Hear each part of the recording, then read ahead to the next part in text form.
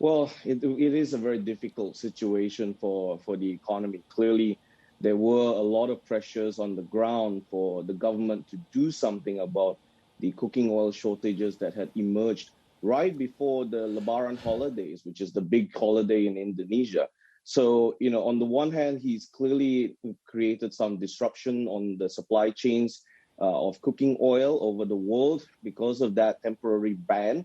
But I think the government also had to keep in mind that there were a lot of political pressures on the ground that were looking for solutions to the problem that had emerged very suddenly and very recently. So it was a very challenging situation, but overall, as mentioned, it was a temporary ban, and they did eventually start to resume all of these exports.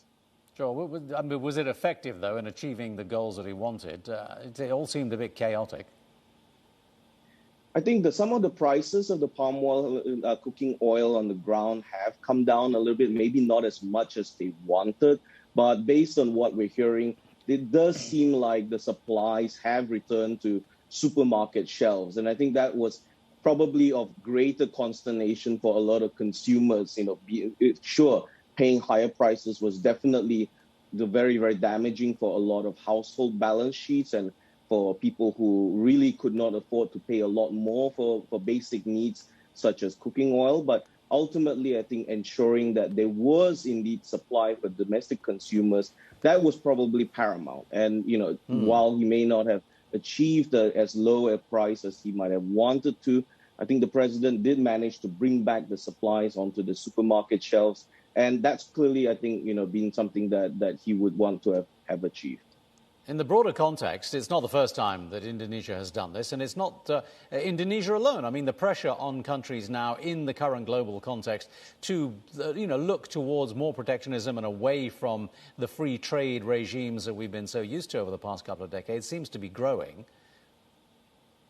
Yes, I think this is clearly part of a global wave that we are seeing. In Singapore, for example, we're still in the middle of a chicken export ban from Malaysia, even if that has been relaxed somewhat.